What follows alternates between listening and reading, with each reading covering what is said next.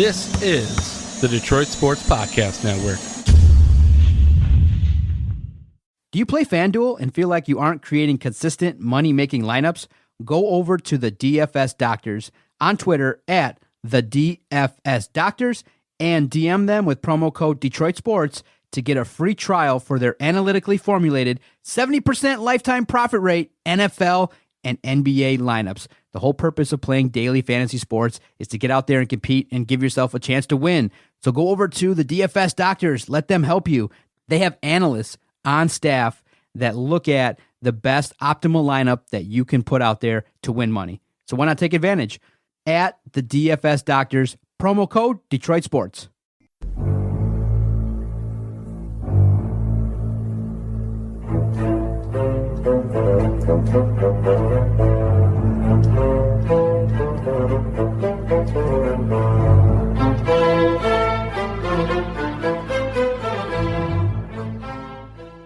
And here we go on the latest edition of Sundays with Dominic and Vito. We come to you right now, despite some crazy times, the coronavirus pandemic ongoing, and sports have had to adjust completely.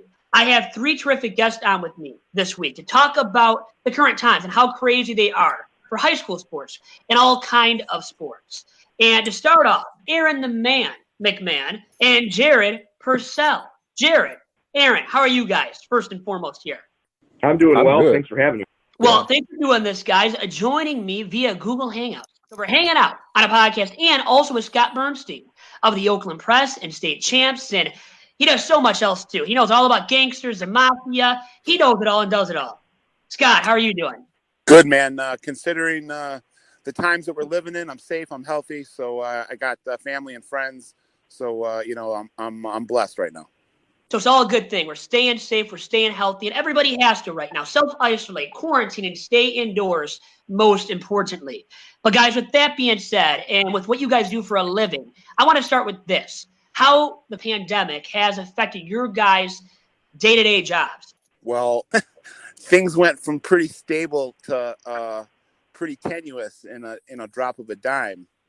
I mean, I don't know how much are we putting out there? I mean, frankly, I'm worried that another couple months of this could shut down both outlets that I work for. I mean, if we're being completely honest. No, right now it's bad for a lot of people. I know that. I mean, it's hard economic times. So for individuals, their families, all of their loved ones, it's like everybody's hit in some way or another. And yeah, I don't know whether Jared and Aaron over at M Live, but I mean, what we're hearing over at the Oakland Press, it's pretty dire, man. I mean, like I said, another couple months of this, and there won't be an Oakland Press. There won't be a Macomb Daily. It's dire circumstances. And I don't know what you guys can and are willing to reveal right now, Aaron and Jared, but I'll get with you guys now here as well about that same topic. And first with you, Aaron, about this topic, about how your day-to-day job has changed at mlive.com because of the circumstances we're currently dealing with. Yeah, the workload is certainly a lot less than it would be, right now. Typically, Michigan's in the midst of football practice during the spring. There's stuff to write about on a daily basis. I'm writing 2, 3, 4, 5 things a day. The workload is significantly decreased. I'm down to maybe one thing a day max. Jim Harbaugh hasn't spoken to the media since January, so there's a lot less to go off of. But yeah, I'm worried about my job as well, as I think most people in this industry. You're starting to see more of these companies, furlough their workers and ask them to take pay cuts. At M Live so far, we haven't been asked to do anything of that sort just yet. I suspect if this continues into the coming months, it may change. But right now, I'm just like Scott. I'm blessed. I'm still employed at this point, still getting a paycheck. I'm healthy to this point as well. So it's so far it's definitely changed the way I do things. It's changed my life in some regards. But I'm just like with everyone else, kind of riding this out and seeing where this goes. Working from home is usually the way I do it, but I'm used to being able to go out and meet with people, interview them face to face, go to games, all that kind of stuff, which would still be happening right now, which is just not. And it's weird being cooped up at home all the time, and when you're not able to go out and do those things, that's things that are suddenly off your workload, and you're trying to search for other things to do. And I think everybody in the newspaper and media industry are a little bit worried on how this continues, because it's tough for any business to continue in a time like this when, business is down across the board for many different organizations. So, but we're finding ways to keep ourselves busy. We're trying to find fun, unique ways to keep the readers engaged, because at the same time, we understand that the readers could also use a bit of distraction from all the dire news that's circulating out there. So we're trying to do our part to, not only keep ourselves safe, but, keep our readers happy if we can. So. Well, and then Jared, for you and Scott specifically, the MHSAA has canceled all of its sports activities now for the remainder of the school year, and school will not even resume inside the classroom in these schools. So it's dire circumstances. Everybody's being hit, hurt, affected, you name it. And to talk about that now, and Jared, first with you after what you just said, and now getting into the discussion about the MHSAA canceling spring sports, no championship events. Sad but true for these kids, their parents. And how I look at it, Jared, is especially these senior student athletes, for them never to get the chance now to have a senior season, let's say, and for sure a chance at winning a championship. And then for some, and really the majority of them, they'll never play again their respective sport. I feel the worst for them. Jared, as a man that covers these athletes at the high school level, what do you take from all this and how it affects the kids? Well, right off the bat, it's certainly devastating. Not only do I write high school sports for a living, I'm also a coach in my spare time for cross country in the fall and track and field in the spring. And I believe I was at 3 days of track practice before we ended up having to cancel the season. And, we expected the news to be the way it was on Friday when the MHSAA finally officially canceled the season, just with the way things had gone on, but it still hurts. I wanted to be there for my seniors, and they had big goals, and, anyone who has seniors on their team is hurting pretty bad right now. I mean, it sucks enough not to be able to coach every day for the coaches out there, but they know that this was their last chance to work with some kids that they'd had since they were freshmen. It's a difficult time to digest. I think, with play having been suspended for a few weeks like it already has been, kind of prepared people for this a little more, but it's still a tough pill to swallow. There are kids that were aiming for state championships in the spring that had never won one before. And I was talking to St. Mary's coach, Matt Petrie, for baseball. He's their baseball coach over at Orchard Lake St. Mary's. And he said he felt worse for the seniors that, were lesser contributors or were on JV last year when they won the state championship, because he said this was supposed to be their time to shine this year. And try and do their best to defend that state title. So yeah, Jared, let me just throw in one thing real quick. That team, that Orchard Lake St. Mary's team, wasn't just gunning for another state championship. I mean, they were gunning for a national title. They were a team that was ranked in the top 10, top 15 in the whole country. So it's bigger than just the state of Michigan when it comes to that potential for that 2020 St. Mary's baseball team that never had a chance to hit the diamond. Just unique too, because not only are you wiping out a spring sports season, but all these winter sports teams that were so close to winning a state championship, or at least had their eye on one, will never get a chance to officially say they were champions. And kind of leaving that hanging in the air is a rough thing although the winter sports seniors got to play most of the season, not being able to complete it at the height of it, is equally difficult.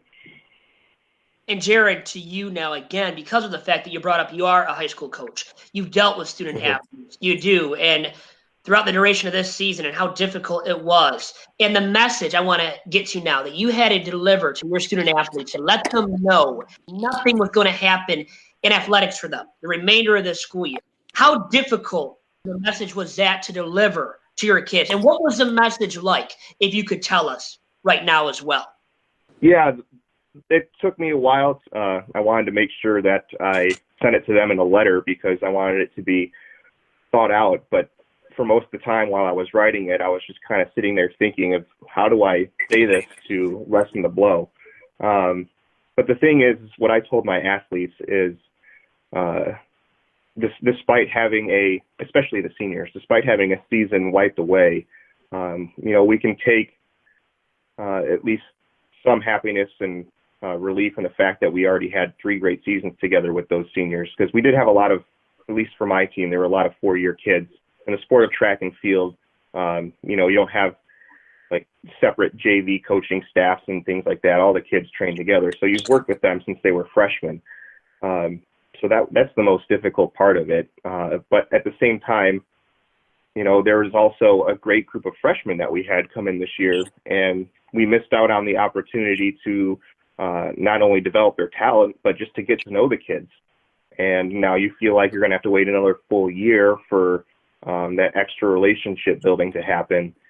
And it's really tough. And what I told them, though, is that, we have coaches and athletes and parents and grandparents and family members who everyone's at risk in this time of crisis. So we have to make sure that we're doing the right thing. And, it was the right thing to do to cancel the season, in my opinion. Doesn't make it any easier to accept. But, there will be sports again. There is a light at the end of the tunnel. We just don't know how long this tunnel is, which is the difficult part of it. So that was the message I was getting across. And, hopefully once all this is lifted, we can have a good team get together or a party or something just to celebrate all the good times that we did have. And then to Aaron McMann, now let's get you in the fray here and about collegiate athletics. You cover U of M athletics, basketball, football. And with the football team, you mentioned, Aaron, how you haven't talked to Harbaugh, right? I mean, no spring practice. You can't really communicate, at least, in person, right, with Harbaugh, the coaching staff, the players there at Michigan. So how has it been different for you? Yeah, so obviously NCAA has pretty much shut most things down. The Big Ten at this point has suspended all organized team activities until May 4th, which basically means, the teams can't get together and practice. They can't get together and work out. The teams and schools can't mandate players to come in and do anything like that. So essentially, with regard to the University of Michigan, it's completely shut down. They've closed the physical buildings. Obviously, they've encouraged their students to leave campus and go home. So a lot of the players have in fact left Ann Arbor. If they're not from the area or from Ann Arbor, most of them have gone home. So they're kind of on their own in that regard. So everyone's kind of doing their own thing, including the coaches. The coaches they're basically at this point working from home.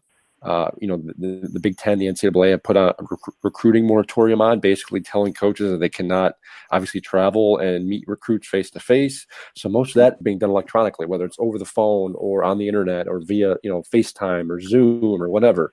So it's affected recruiting in that regard too. But with regards to my workload, my daily work schedule, it's definitely affected it. It's made it more difficult to conduct interviews because typically we do them face to face. On Ann Arbor, on Michigan's campus, it's required you to do more communicating with, the media relations folks. But at the same token, with everyone kind of spaced out and gone home or spread out around the country, it's certainly made things more difficult. Kids, I know I've been able to see on social media that some of these players they've kind of made their own, workout regimens and schedules and things. I think it seems like the Michigan strength and coaching staff have kind of suggested things, but obviously they can't mandate anything to be done. So it's changed things. I mean, like I said before earlier, typically Michigan would be in the midst of practice right now. Their spring game would be in a couple of weeks. Maybe halfway through the schedule at this point. So they weren't able to practice once. Some schools were able to get some of their practices in. Central Michigan, I was told, was about 2/3 of the way through their schedule. But Michigan never got started. So it definitely puts a damper on that with that regard. And that's, I think, one of the storylines coming out of this, assuming that they don't practice this spring. Michigan is going to be behind with development of some of their younger guys, development with their quarterbacks, development with their young offensive line. And it may force them to change the way they prepare this summer and then into fall camp. And then, Aaron, for Michigan, then you look at the quarterback position, right? And going to have a new passer come this fall if the season even occurs. Sad but true, we have to speak like that, I guess, as well. But based on the quarterback conversation once again, how difficult do you think it will be then for Michigan? Any of these collegiate football teams out there that might be transitioning into a new era at the quarterback position? Yeah, it definitely puts them behind the eight ball because the spring is all about getting your guys that you think could be starters reps. They're getting the snaps, they're getting the reps, they're getting, in a way, it's a workout. It's an ongoing evaluation of who's the best guy. And if spring practice doesn't happen, or maybe it's condensed, we're still unclear, obviously, how this is going to go. But Michigan's going to be, behind the ball when it comes to the quarterback position this fall. I mean, they're going to have a shorter time span to determine who is the guy. And they're going to have, and there's going to be less, less of a relationship with the quarterback and the offense. Because keep in mind, I mean, neither one, Dylan McCaffrey or Joe Milton, have a ton of experience with this offense, this new offense under Josh Gaddis, and B, like I said earlier, they're going to have a totally different offensive line this year. So there's a lot of cohesion that needs to happen that typically starts in the spring. That's just not going to happen this year. And this isn't exclusive to Michigan. I mean, other schools are going to go through similar things as well. But in a year where it needed to happen quickly, it's just not going to happen for Jim Harbaugh's team. And then, guys, how about this too? The fact that there might not be any sports in the fall. No football. I was no high school football. Unfortunately, I don't think it's a possibility, and that's a reality I don't think a lot of people want to hear. That's a reality that I don't think a lot of people can wrap their brains around right now. But I would put the percentages at 50-50 or more, 60-40, 70-30, that there will not be any sports for the foreseeable future. No high school sports, no football then in the fall. How scary is that? Yeah, well, for one, that's one source of coaching income that I won't have. I did find out that I'm going to get paid for the first half of the spring season, but the second half, who knows? And then by that time, if there's still no sports going on, you got to start wondering what's going to happen with my job, my job with them. That's what I was saying at the beginning of this whole interview. Yeah, I mean, people have to fear now for their jobs, and that's the worst case scenario. But you have something else to say there, Jared, not to cut you off. Go ahead. Yeah, but I mean, there's a lot of variables that play with this that are, far beyond my knowledge and pay grade in terms of just containing this coronavirus. We've all heard the reports that there's a vaccine at least 12 to 18 months away, which is, concerning. But at the same time, with, different types of testing and viral therapies, there might be ways to start isolating cases a lot better and having people return to normalcy a little bit.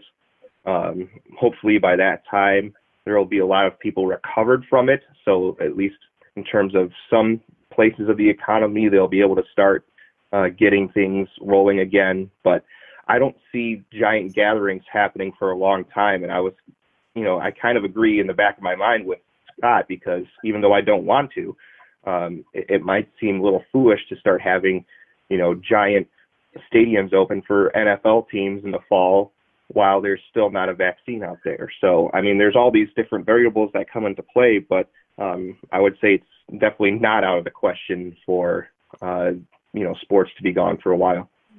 Well, no mass gatherings for the foreseeable future, not just until the end of April or end of May. Let's say until the fall, until the end of 2020 almost, which would make it possible and maybe even a probability, as our man Scott Burnstein already said, that high school sports and all of these sports, pro sports leagues too, will not have seasons this upcoming fall. The NFL, the biggest sports league in the world, right? Multi-billion-dollar industry, might not even happen because of the coronavirus too.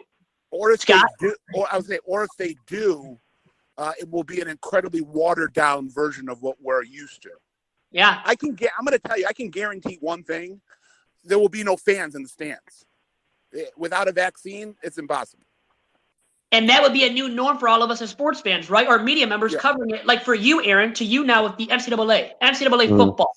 It might not happen. And I guess if it does, no fans in the stands at the Big House. Of all places, all great venues such as the Big House, perhaps the greatest venue, right, in all of college football for sure, but all of college sports even, Aaron. How strong of a possibility or probability do you see that as right now for NCAA football in the fall? It's certainly a possibility, and it's not just me speculating. It's something that Michigan Athletic Director Ward Manuel brought up on a podcast just a couple of weeks ago as a possibility. He kind of wondered aloud whether Michigan will play in front of people at Michigan Stadium this fall. I went and crunched the numbers, and you guys talk about economic impacts. Not playing or not, playing with fans, in the stands, it would be huge on the University of Michigan. Last year alone, the athletic department at Michigan brought in almost $200 million in revenue. Almost a quarter of that, $50 million, came from ticket sales revenue for Michigan football games. Another $35 million of that came from media rights revenues with, Big Ten's contracts with Fox and ESPN. And then Michigan generates another $2 to $5 million just in parking and food and concessions. So almost half, I'd say 85 million to upwards of $100 million Michigan could stand losing if they don't play football in the fall, which would be almost half their athletic department budget. Then you're looking at potential cuts, because keep in mind, Michigan, they bring in a ton of money. They're one of the highest grossing, athletic departments in the country when it comes to college sports, but they also spend a lot of that. They don't keep a lot of that money. They spend a lot of it. So they're not generating a ton of profit. So if they lose say upwards of half of their revenue for the athletic department because they don't play football in 2020, it would be a crushing blow, not only for the fans, obviously, they're not going to have something to watch, but for the people employed by the athletic department. The coaches are making these huge salaries. You're starting to see around the country, some schools, some head coaches are willing to take pay cuts to try and keep their athletic departments afloat. I've seen Iowa State thrown out there. I've seen Wyoming. Michigan obviously is grossing a lot more money. They're a little bit more stable than some of those other smaller schools. But in the same regard, if football isn't played or it's watered down or their fans aren't allowed in the building, they're going to take a huge hit economically. Can you imagine the revenue lost? And how about for the high schools who probably need the money more? And I know the public ones are funded by the state government, but still, how about these high schools too hit, guys? It's billions, hundreds of billions of dollars. From high school to high school. And I didn't even think of that aspect. And then, there's been this idea floated around kind of, and it's just kind of a hypothetical thing right now. But these pro sports leagues on that level being bailed out by the government, by the federal government, let's say. That sounds crazy to me where they would need the help, but just to conceive that idea, right, where they could be allowed to be bailed out. Scott, what do you think about that, man? If that really came down to that dire of a circumstance. I wouldn't have an issue with that, but let me just throw something out there that I've been grappling with in my mind over the last week or two when we're talking about what the future holds for sports, for the the immediate future. I think the biggest issue when it comes to pro and college sports, or I shouldn't say the biggest, one of the biggest issues logistically is the travel. That's going to be the big wrench in all this, in my opinion. How are you going to, let's just say we bend the curve and so forth and so on. You're going to say a month after that or 2 months after that, you're going to bring the entire Michigan football program halfway across the country to Seattle to play their opener in Washington. Just logistically, I don't see that. I dare I say I don't see that as possible because of the healthcare crisis right now. That you could be moving mass amounts of people around the country on a weekly basis. And that's a big issue with, I was thinking about the other day with the Big Ten, the Big Ten schools are in several different states, Michigan, Indiana, Ohio, they're in New Jersey, some of the hardest hit states in the country. So while some states might be doing better, like in Iowa or Nebraska, some of the other states are hurting. From the Big Ten perspective, when you're looking at it from the league, I don't think you let, one state school start practice and workouts while Michigan is hurting, New Jersey is hurting. So it from a Big Ten perspective, I'm curious to see how long this suspension of OTAs continues, because right now they're looking at May 4th. The SEC has already canceled activities to the end of May. If this continues to creep forward, it's going to have a severe impact on the season, like you guys are theorizing. Potentially, it could change things. I've seen everything thrown out there from not playing non-conference games, so you're just playing a 9-game schedule, a Big Ten schedule, to starting the season later, to not having the season at all. So there's just so many things, so many variables at play here, and that's where I think it could have an impact on the game as a whole. Because if you let one conference, while one conference might be fine, where like the Big Sky or the Mountain West, while most states may not be impacted as much as, say, the Big Ten or the SEC or the ACC is, how do you let one conference play football while another doesn't? So I think from a broad perspective, the NCAA will have to make a broad decision, and it may come here in the next couple of months. It's going to be interesting here. These next 3 months, I say, are going to determine whether or not this season happens or not. And really, the tipping point, in my opinion, for the whole domino effect of this crisis, it was on March 11th when Rudy Gobert tested positive for the coronavirus, and within an hour or two, Adam Silver canceled the entire season. So to me, what freaks me out, or one of the many things that freaks me out about this, is let's just say the season for college football or pro football or high school football gets off the ground and then, has to stop in its tracks because of a positive test on a roster. You nailed it. If somebody tests positive, like I know Donald Trump, our president here, talked to all the commissioners yesterday, right, on Saturday, this weekend. Well, here's the thing. He brought up football starting, shouldn't be delayed. But then, once again, what you just said, Scott, I think you nailed it on the head. And you're a true gangster, by the way. You know what I mean? Let me just say that first and foremost, too, here. But truly, I mean, you said it. If somebody tests positive for coronavirus, you have to test everybody else, quarantine for 14 days. So think about it. You have to halt the season right there. And you have to keep halting the season after every single positive coronavirus test. And it's a sport, as you know, a lot of bumping and grinding and exchanging of fluids, whether it be sweat or spit or, whatever. I mean, this isn't baseball or tennis or golf. We're talking about football and I guess basketball, the two big revenue sports where there's a lot of contact. Jared, jump in here, man. You've been out of the fray for a while. Jump in here on whatever you want to comment on. And how about regarding Scott and what he had to say, too, about starting the season? Let's say you start the NFL season, but then somebody does test positive. Then you have to halt the season all of a sudden because of quarantining. Go ahead. Yeah. The funny thing about that is, that's the way I've actually thought about, the future of, cross country in the fall. I was thinking to myself just the other day, I was like, what if we get started and then we find out that, someone at a meet that we were at where there's, potentially thousands of people test positive. And then all of a sudden we have put so many people at risk.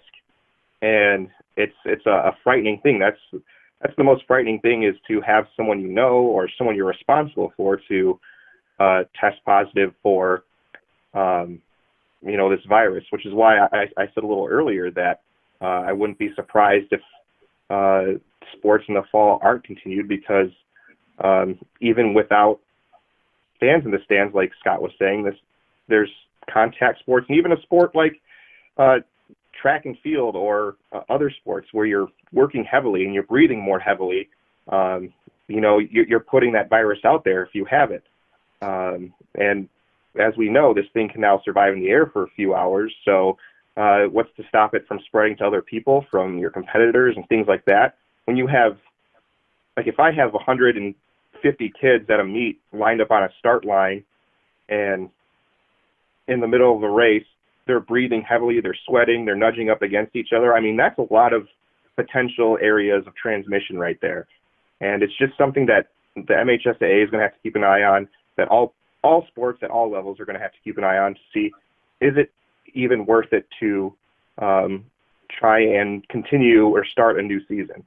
So there's just so much that needs to be figured out at this point, but it's definitely a possibility that I think we won't see any fall sports. And health is priority number one for the student athletes. Has to be at all times. Correct. Definitely is right now, which means you don't delay the season. Don't even have the seasons. It's horrible for the kids. Trust me. I feel bad for them too. And for sure, you, Jared, as a coach, right, with your seniors, once again, like you said, you don't have the chance to coach them up as seniors, and the seniors don't get that last chance to compete, and they might never do so again. But once again, health and safety are, priority number 1 and 2. They really go hand in hand here with dealing with this coronavirus pandemic. And I want to really quick, guys, pivot to this. The aspect and the possibility of sporting events without fans in the stands. And I think at that point, if you really went down that route and executed that plan, well, then I think you should play at smaller venues too. Like, why would you play collegiate football games at the Big House in front of nobody? Nobody there in the stands there at the Big House. Optics-wise, I don't think it makes sense. You're not making any money anyways, right, at the Big House without fans going in there and and going to the games and paying for things at the big house. So I would think at that point you might just have to go to smaller venues. Aaron, what do you have to say about that?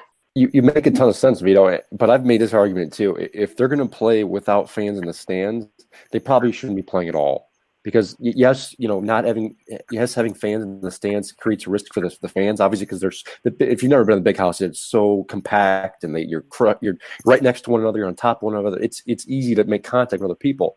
But like Scott mentioned, football is a huge contact sport, and if you're worried about fans getting injured or not injured but sick or whatever, and you're asking unpaid student athletes, to go out there and play a football game. When you're right. like you said, when you're tackling one another and sweating on one another, I don't think that's medically smart either.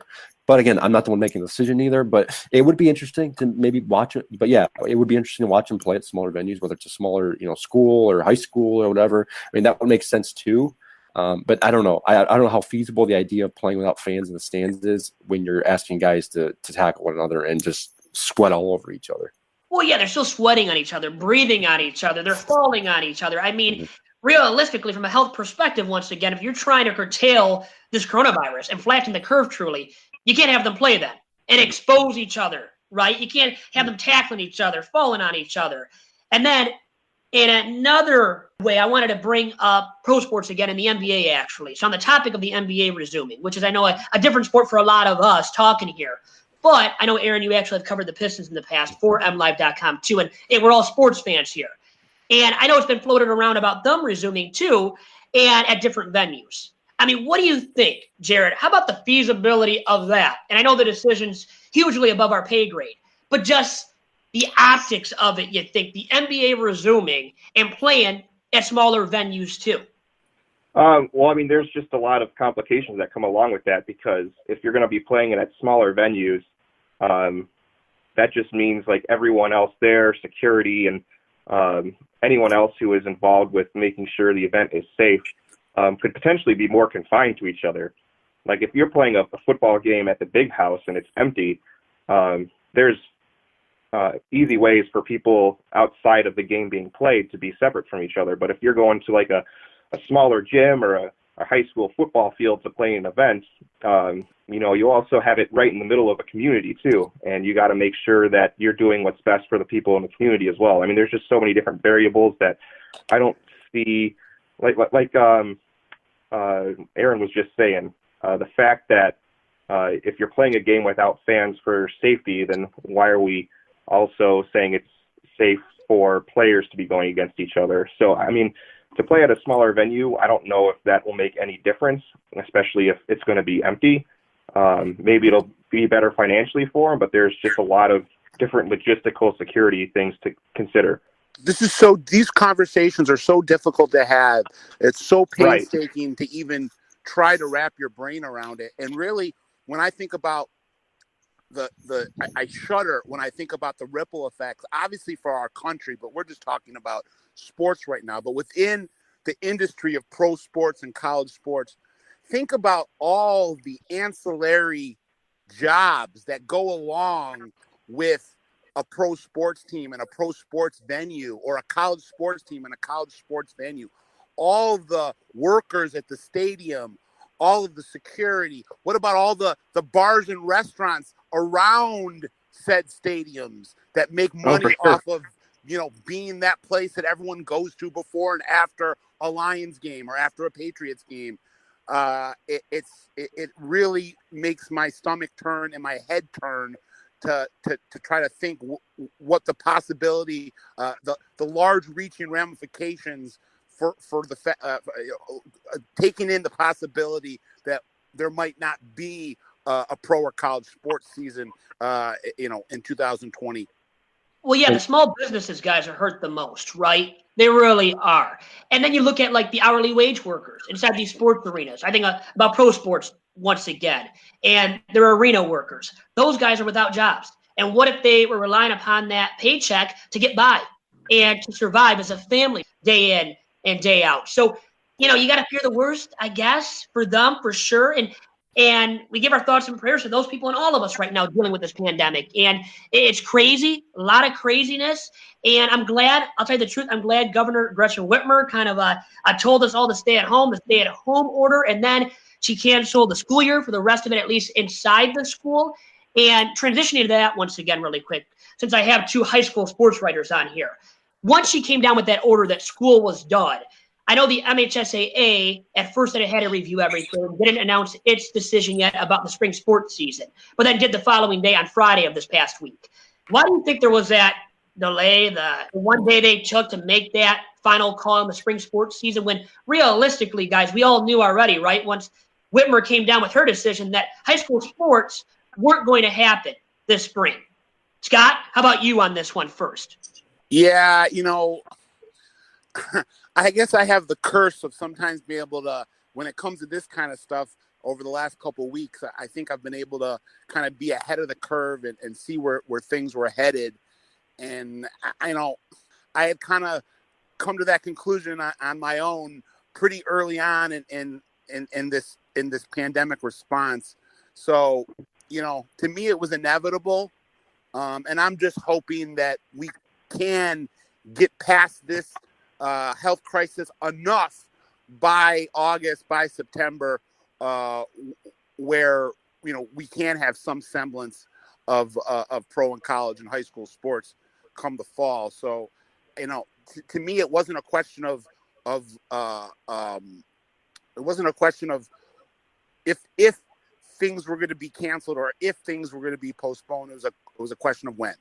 Jared, it was inevitable. Like Scott just said, once again, as the OG, the original gangster here. I'm studying with Dominic Vito as he's drinking his Tim Hortons iced coffee. Yeah. That's an OG move right there, right? Truly OG right there.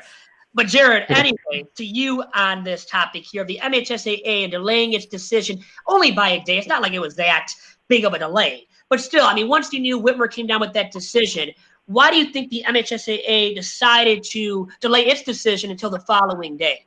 I know the MHSAA was looking at plenty of options to try and figure out how to continue sports, maybe possibly in the summer and things like that. But I think they maybe just took an extra day just to make sure they closed all of those options and then formulated, the right way they wanted to concisely break the news to people. Because one of the realities about this is having to accept a new normal, and part of that new normal is a life without sports. And for a lot of people, that's hard to accept, whether you're just a fan of pro sports or you're a high school athlete looking to compete.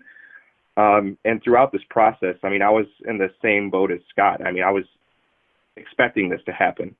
Just being in the news industry, we have our eyes on the trends and the reports and the numbers that are coming out. We can kind of formulate, our own expectations. And I think a lot of us saw it heading this direction. And the fact that the sports season ended was not really a surprise to me.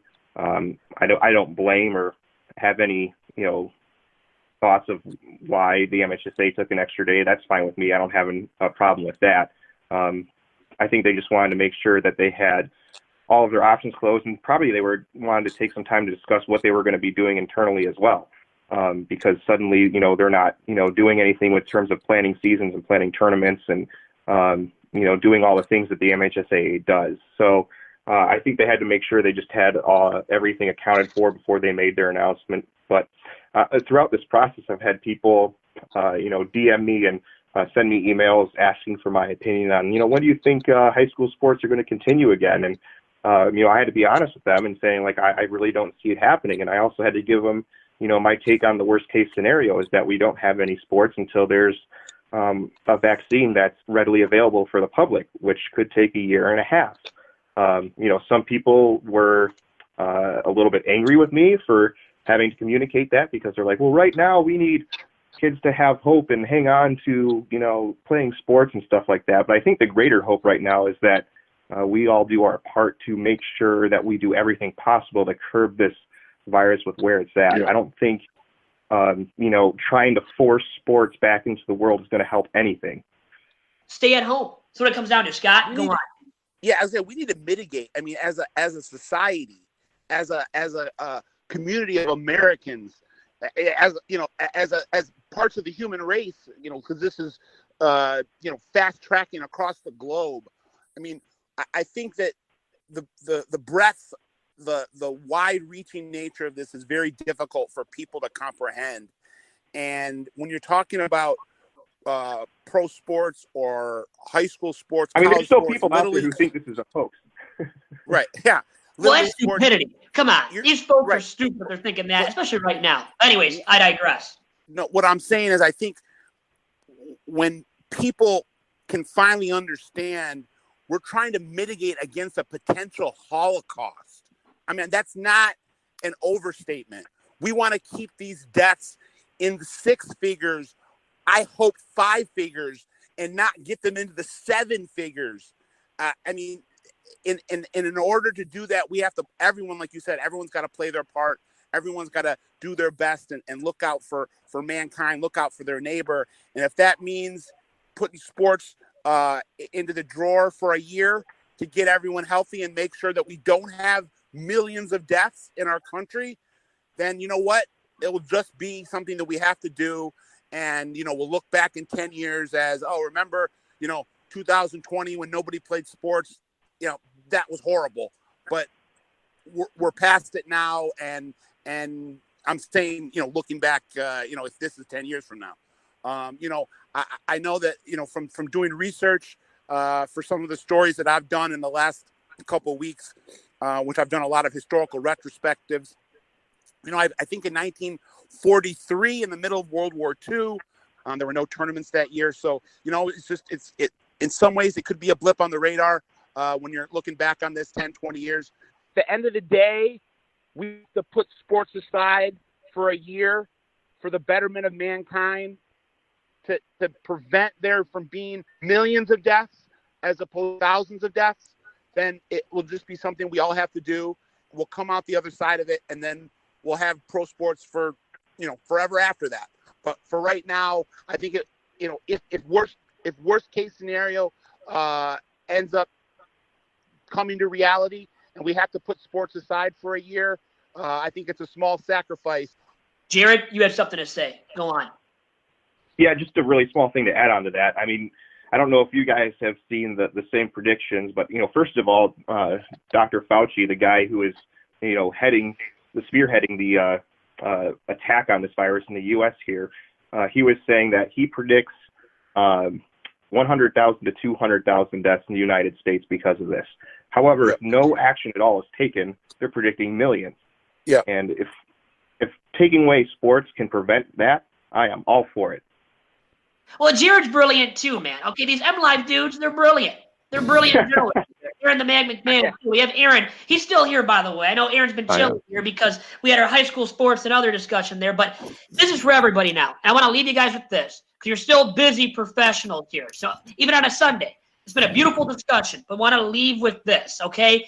What is our message to everybody out there? Somebody's really listening to this, to my 2 listeners here, guys, all right, that are listening to this episode. What is our message to everybody about this new norm without sports and coping without sports moving forward as a state in Michigan and as a nation as well? And Aaron, first with you on this one. Well, I think the quicker we mitigate this, the quicker we get through all this. You guys were talking about, keeping space and saving lives, and I think that's all absolutely true. I think the more we stay inside, the more we avoid other people, the quicker we'll get through this. I know it's painful right now for everyone, including myself. I was just telling my girlfriend the other day how bored I am. You can't go anywhere. You can't even go to another country. You're kind of confined to your house or wherever you're at, and you can't do anything. And I think the quicker we all do that as a whole, the quicker we'll get back to watching sports and playing sports and living our lives again. But until then, we got to get through this. But with regards to coping with all of this, I think the best thing to do is find a hobby, do something you enjoy doing. I tell people all the time, try and get outside once a day, whether it's going for a walk or going for a run. But at the same token, avoid people.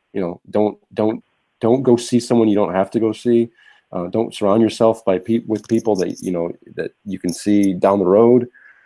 Just stay away from people. Stay home. The hospitals are crowded. I know several healthcare workers, nurses. They're all. This is a different scenario for them. They've never seen hospitals filled like this before. And, the less we mitigate, the more they're going to get crowded and the worse this death toll is going to look like. Well, here's a hobby for everybody out there, okay? Now, I don't have a girlfriend or a wife, but get to know your wife. Get to know your girlfriend. Talk to your kids. Get to know your kids. Get to know their names. Hey, is that Billy? Is that Bob? Is that John? Is that James? Now I know his name. But no, seriously. I mean, this is a time as well, right, for family bonding. Like with your loved ones that live with you, because you want to stay indoors, stay indoors. But Jared, you can get to know your brother, your siblings, your wife, your husband. And that's a good thing as well if we're trying to find a silver lining here. Yeah, I mean, I agree with everything Aaron said. And that was one thing I wanted to add on is, one of the messages that I had for my runners and for our parents and fans that follow our team, I was saying this is a great time to reconnect with people, not only just enjoying, family time and things like that, but just checking in on people who you've, gotten out of touch with. I mean, I've actually used this time to, text people that I know across the country. I have friends out in Washington that I've been in contact with a little more now. I'm keeping tabs on all of my former runners and how they're doing and stuff like that. I mean, there's still a lot of ways to stay connected with social media. And at the same time, sometimes we need a break from social media. I mean, there's a lot of stuff that pours into it that can get you stressed. And I guess one of the things I want to say is that, it's going to be a little more normal, I guess, for your emotions to be all over the place in times like this. I mean, you're going to have days where you're more down than usual, just because of, being confined and not being able to live your life the way you want to. But, in this situation kind of shines a spotlight on how things are just really out of our control. But there's plenty of ways to distract yourself from that, even if it means just sitting at home and binge watching a show that makes you laugh or feel better. I guess the main message is we're going to get through this, but there's going to be some rough days, but be there for the people that you care about. Scott, your lasting message now. Well, I just, I implore everybody to do their best to flatten the curve and be mindful of others, be mindful of the regulations that our leaders have put in place. They're being put in place for a reason. Trust medicine, trust science. Amen. Because I've kind of developed a little phrase of my own when I talk to people. Science is undefeated.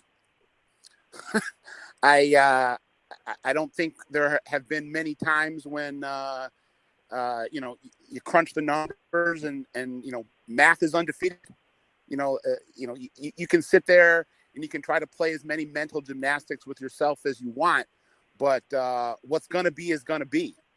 And we have a pretty steep mountain to climb, and I know I have confidence in our country and again in mankind and in our world that we'll be able to climb that mountain, get to the top of it, and get on the other side of this sooner than later. And it's just going to be something that we're going to all be in together. We're all going to be, undergoing the same struggle, and we will persevere. I want to say that I've already had this thing hit pretty close to home.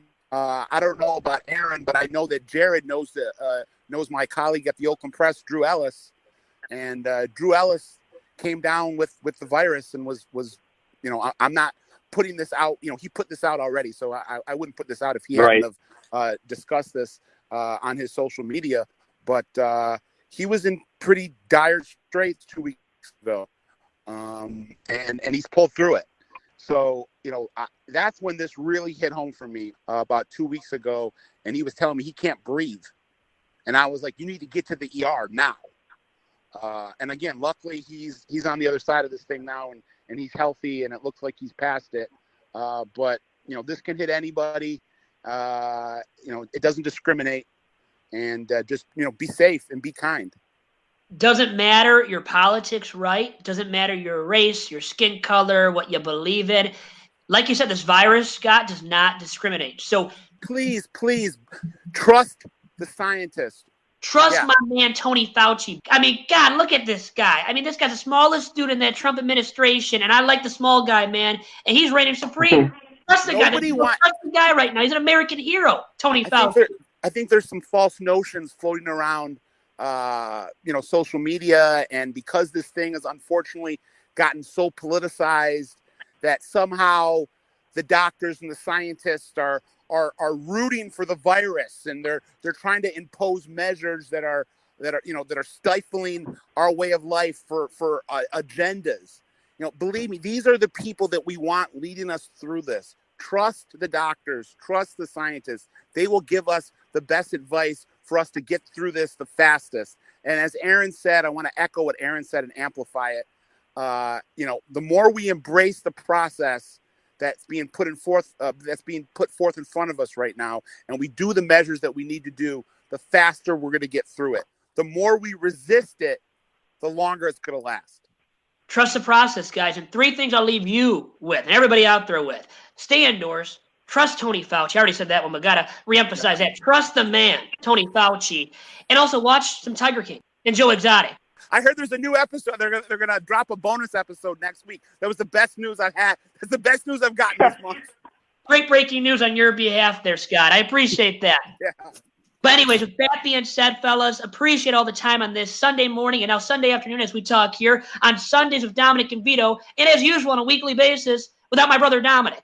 You guys don't even know who Dominic is. He's not even a part of the show realistically, but Vito Jerome Turco always here, and with terrific guests on this week's episode in Aaron McMann and Jared Purcell of MLive.com and Scott Burnstein of the Oakland Press, state champs. I mean, what the heck doesn't the guy do realistically? Vito, we should all come back in a week or two and discuss kind of the middle ground between high school and college sports, which is recruiting, which has kind of become a niche that I've really dove into in the last 10 years and started up the Oakland Presses and Macomb Daly's recruiting department. And I think that's the one part of sports that, while it will be affected by this, it will still live on through this crisis. There will still be a recruiting cycle, whether or not we play this fall or not. Teams will, whether it be football teams, basketball teams, for the power, for college football, for college basketball. So, there'll still be recruiting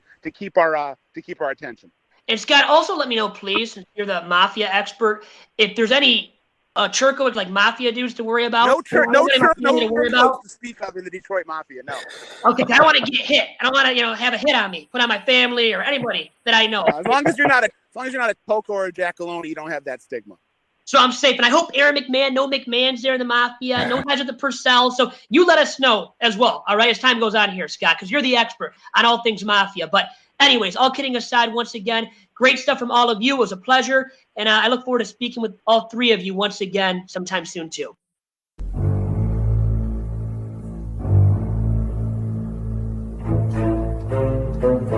Thank you.